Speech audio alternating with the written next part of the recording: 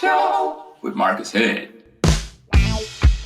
Welcome again to another episode of the Good Head Podcast Show. I'm your host, Marcus Head, and today I'm really excited. I have a very talented, hilarious brother who's doing his thing out there on the road. Very funny, and the reason why I wanted to have him on because I just love how real he is and how he talks about things from his past and just a lot of things going on. And I also checked out a couple of his videos. So without further ado, let me introduce everybody to Mr. Dareen Fleet. How you doing, brother? What's up, man? How y'all doing? Hey, wonderful, wonderful. So real quick, for the people that don't know who you are, give a little introduction about yourself. I'm a stand-up comic who's been doing it for probably about going on 7 years now. Just been out there doing my thing. Write jokes, I chill. I'm pretty much to myself. You know, that type of stuff. Just sit back and kind of I'm a people watcher, honestly. So I sit back and take notes of what people do, and I think that's the way I come up with my better jokes. So what got you started into the comedy? Tell me about the first time you went on stage. I would just be seeing people do open mics a lot. And I would go around to the open mics, but never would get on stage. And I was like, I know I can do this. And I hate to say it like this, but I would watch people unfunny. And I was like, oh, God, they could have told us so much better.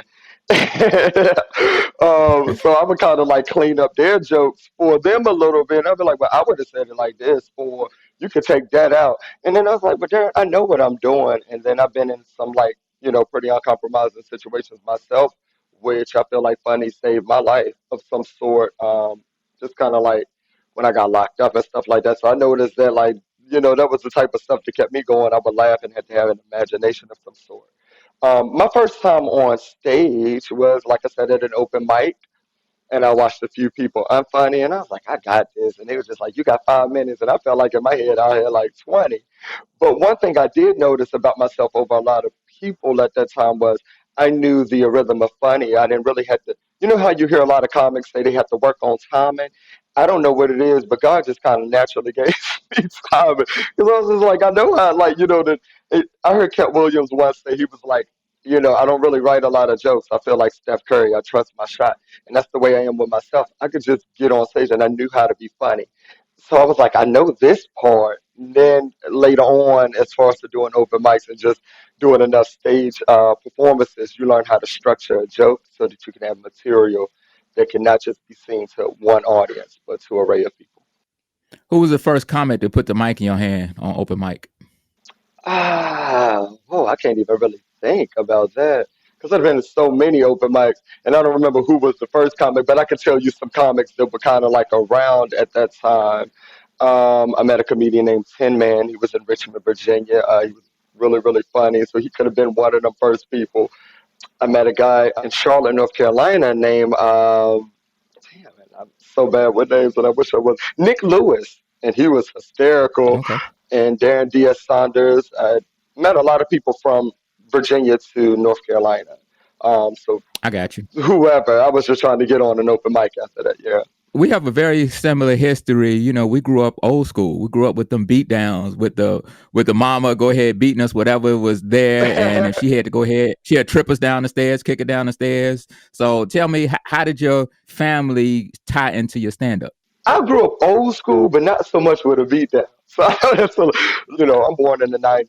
So it was kind of like a spread your wings. Like my mom didn't mind me kind of being who I was, but it was still a time and place for everything. She'd be like, all right, you going to church, so you need to act like church. So it was kind of like that type of thing. But she did have old school bringing. So I think basically my comedy comes from from basically what I saw women doing. I grew up with a lot of women who went through struggles but were overcomers. Like my mom, for instance, she had it was 4 of us before she was 21. And then I watched her go off and get a high school diploma, and now she has a master's degree. So I've always watched women overcome, or my grandmother and my aunt. So I've been able to tie that in because I've watched them go from who they was to who they are now. And it's hilarious. It's funny. It's funny as shit. So if you was to say you the one who made it and on screen and everything else, but if you wasn't, who in your family would have been a stand-up comedian? Sheesh, probably all of them. But my mom funny as hell. But my mom is funny. She's very classy. My grandmother is a comic. Really? Man, she's Christian, let me tell you. So she has a way of seeing people and things for who they are. A lot of stuff that even I do, she look at it as a bit redundant, like just getting up on the morning and doing my social media lives and stuff. So even the way she makes fun at me is like hilarious. She'll be like, "I bet you didn't even say good morning, Jesus, but you told your fans you were woke this morning." Like, so like it be shit like that. I'm like, this lady is hilarious. So I take a lot of her inflictions and her mannerisms and isms, and I put it into my comedy. And I naturally do my grandmother on stage with just being myself, not saying like our in-depth conversations, but I use her mannerisms and the way her common sense, which has been really my comedy. I got you. Now, all those women you grew up around, did you learn how to cook? No, I am not a cook. I am not a cook. I burn shit all the time. Okay. So I was watching something you was on. Actually, I enjoy. It's called Check In that you have on YouTube. Can you tell us about the Check In? The check-in, what is that? Can you tell me about it? What the hell is that? Well, when I went to YouTube, it had Darren Fleet and it said check in, and you just basically ramming, talking about things going on, and it just has check in at the top. I don't think I did that. I think you know what's so crazy. I'm not even really on YouTube like that. My fans be doing this type of stuff. So it's like a check-in. Maybe it's just like an array of Darren Fleet videos, and I don't know what I was talking about at the time. You probably have to They elaborate got on a it. lot of them. Oh, nice. Well, They got a lot of them on YouTube. they did that. That's sweet to have a fan base like that. That's nice, Yeah, man. I'm appreciative of them. And you got a huge following. And one thing I really like about you is you just real and you're 100% honest and you don't hold back. And to some people, people can't take it like that. To me, that's just you being you and being real. So tell me, how does that tie? I think you can't be a comedian and can't without being real. I think they both go hand in hand. Most of my comedy come from real experiences. A lot of my comedy is based on who I am as a person and what I've done in life. So I can't get out there and tell someone else's experiences or from their walk of life or what the audience perceive of me and what they want me to be. So I have to be myself. So I just feel like if I can be myself on stage, I'm gonna be myself off stage. So, the same person that you see, like even in the interview, I'm like this towards my friends, my family. You know what I mean? Is that way you don't have to cut off and put on so much. You can just be who you are. Before you started doing comedy, who was some of the comics that you watched and you was like, they hilarious and man, I love it. The funny ones, the people on TV. Sheesh. They were all like old school, and I hate when people ask me this because I feel so bad for not saying the obvious answers like in Living Color comics or Martin, which I love these guys as well.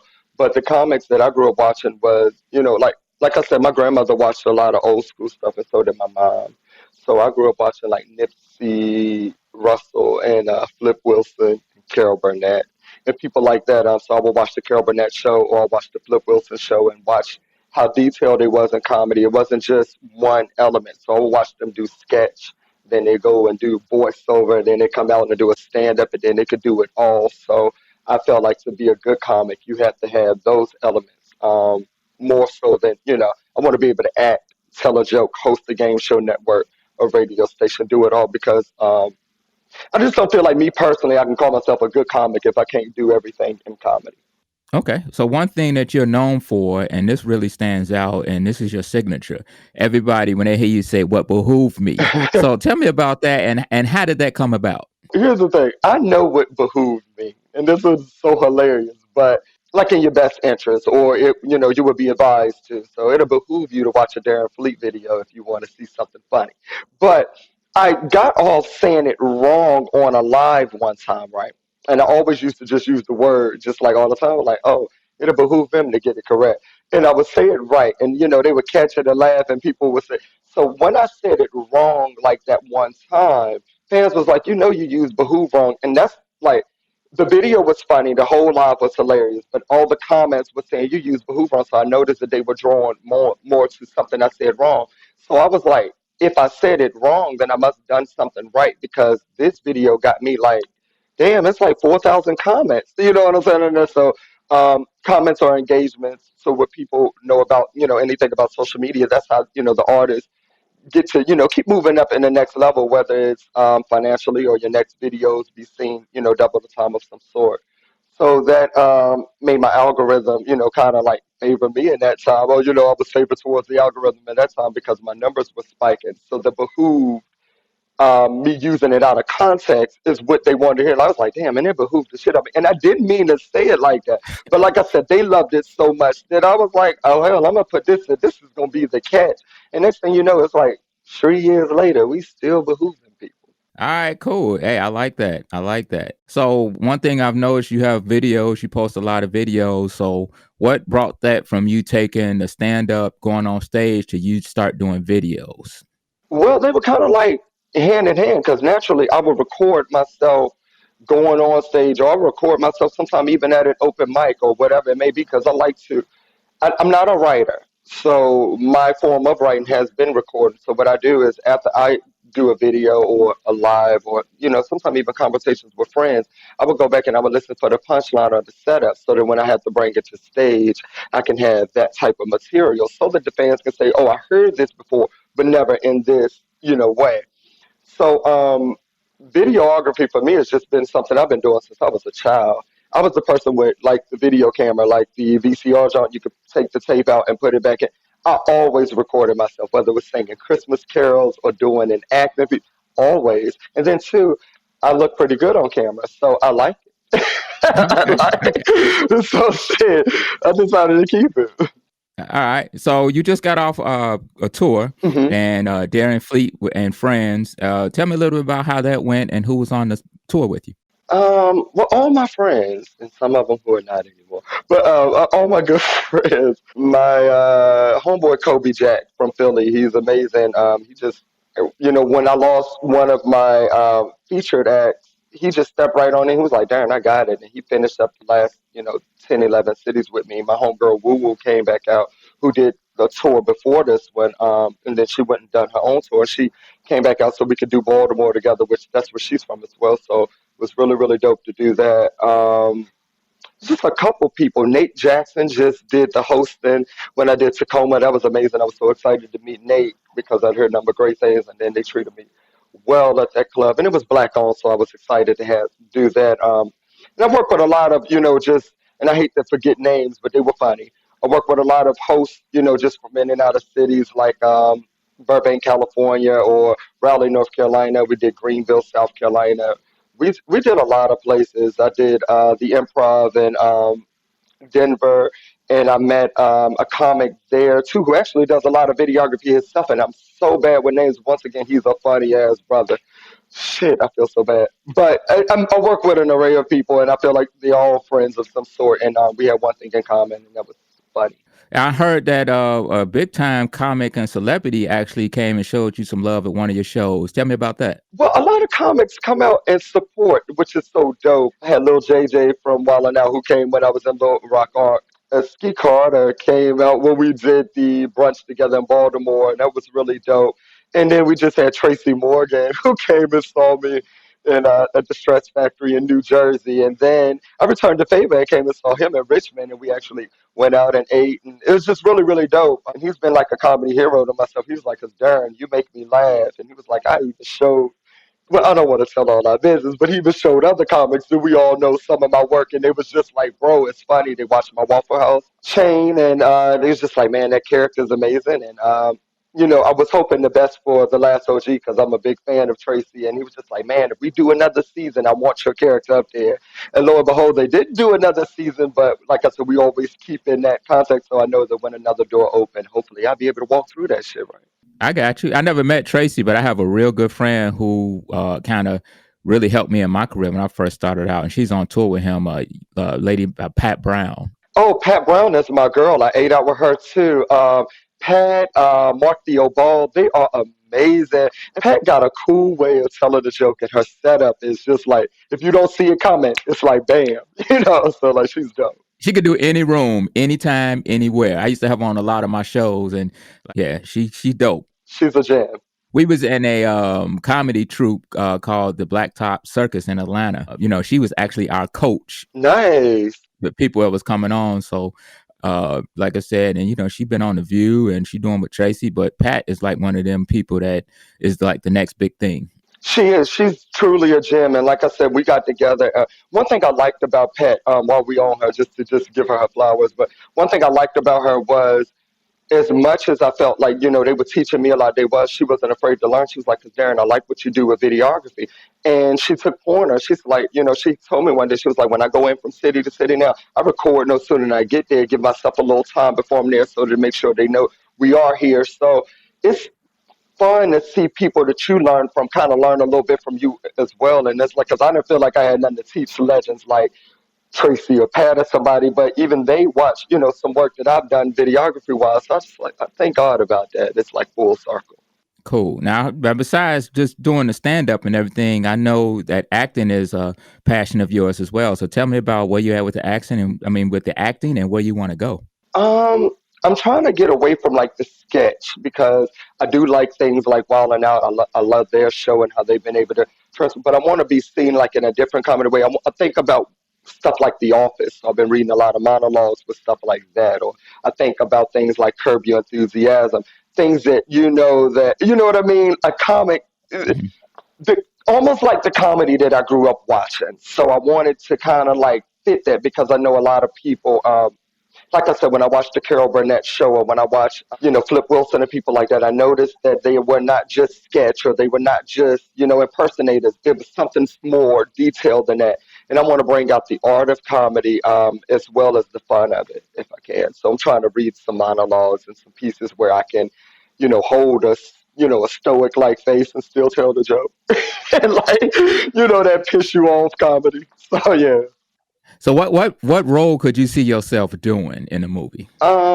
Any role because I know I'm versatile, but I just don't want them to come to me all the time for just like the person who does hair or the person who goes shopping with a best friend. Like you should get pink, girl.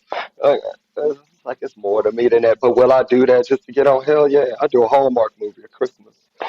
Yeah, I All would give right. a damn. So. So we sitting here talking to the hilarious Dareen Fleet, who we are happy to have here, comedian, actor, video guru, Oh, and thank you. just straight up cool dude. And like I said, just got off the tour with Kobe Jack and Woo Woo and just doing his thing. So another thing I wanted to ask you is now that you are a success and you got your tour going, you got this going. Tell me, what's the difference when you was on stage just starting out and now when you're actually a headliner doing your thing? Is that different type of pressures? Do you prepare differently or how does that go? Oh yes, the pressure is already on because people know who you are, right? And a lot of people think that because people know who you are, that makes it easy. That makes it more pressurable for myself because they are looking for me to give them what they bust out laughing at. Give us that. Um, I think the difference is when I used to do open mics was the fact that I could just go out there and just like, you know what, I'm gonna have some fun tonight. I know I'm, the biker crowd up in here, joke off that, joke off the venue, joke off the watery ass drinks that's coming on. You can't do that in certain places, like, even especially in, professional comedy clubs. Sometimes they don't even have music. So I've learned how to. I don't need a musical set. I don't need props. I need to have jokes. So that 45 minutes really, really, it's like, oh, darn, we're on right now. This is nothing that you could just play with. You never know who in the audience. And I want to be on my best. I want to be professional. I also want the clubs to call me back because that counts not just with your ticket sale, it counts with your professionalism and also with can you do that 45? Because when you tell them a headliner and you get up there and do 32, they're like, oh, okay, maybe your feature. And they'll say it. So, yeah, they'll say that shit. So I want to make sure I'm always polished, make sure I'm always um, willing to learn from people, never thinking that I'm too big to learn. And I'm also not afraid of critique, especially when it's coming from a positive place. Yeah. Okay, I got you. I got you. Is there anybody in the business, comedy wise, comedian that you have not worked with, you would like to work with? I'll work with any comic, especially, because I love comedy and I feel like even with someone else lack thereof, I can pick up in or vice versa. So I'm willing to learn. Any comic that I haven't worked with that I would be passionate about working with is some more because when I go on stage, I always try to turn on my inner. She is the person who I will watch. She gets me going. She understands the look. She understands the cadence. She understands highlights. I love a comic that knows how to say it one time and it's funny, and then she could say it two more times differently in a different cadence. and it's still funny. She understands facial expression. She understands funny without saying anything at all. So when I watch her, I feel like I need to embody. You know what I mean? It's not like Invoke, but I watch her and she does it for me, and I'm like, I'm about to do my shit tonight, and that's how I do it. Like, Samoa's definitely in my dressing room with my weed, wine, and Wi-Fi. My WWW. When I used to do comedy, that's how I felt every time I worked with Don DC Curry. Oh, I love DC. I saw him in Charlotte, North Carolina. Woo! Hilarious. Hilarious. I mean, him and rest in peace, a young man named Big Rome who used to do comedy back in the day, and he passed a while ago.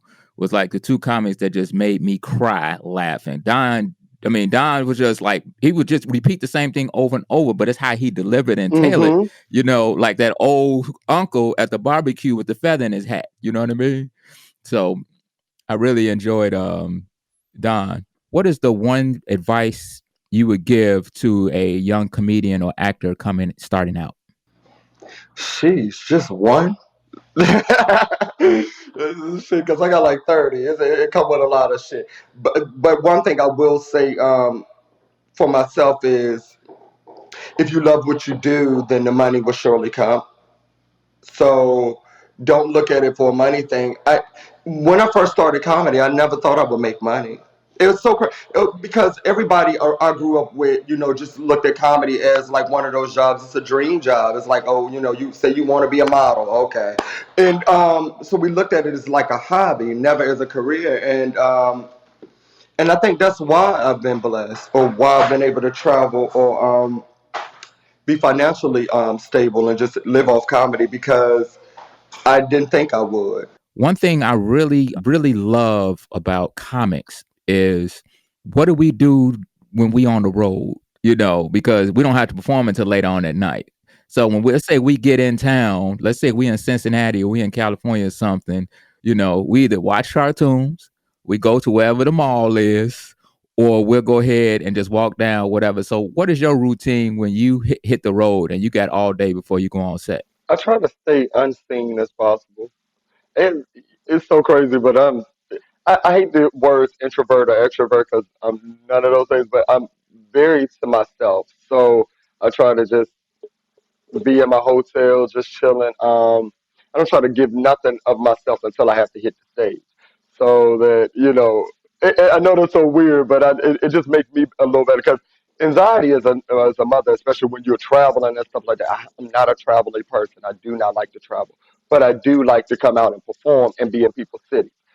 I try my best just to kind of like, especially when I got to take a plane ride or some shit, kind of like just shake the jet lag off or something like that, sleep a little bit, because I feel like I'm always funnier if I get a nap first. So Darren, tell me about a crazy, hilarious, janky promotion you dealt with as a comic. Well, I've had quite a few, but one that stand out mostly is one time when I was in Texas. I was dealing with somebody who I dealt with before through a previous management, but then when I took management into my own hands, the money didn't add all the way up. And I was like, that's not what we talked about. So I got even, you know what I'm saying? I blackmailed a little bit. I was like, I'm going to say these things and people going to believe me. Okay. So you better like, okay. And I knew they would because I had a fan base. I was like, tomorrow I'll do it today before I get out the city. I know, you know, I looked up and my cash app was coming through to me. He believed it. I was like, I'll tell baby mama, I'll put it out there.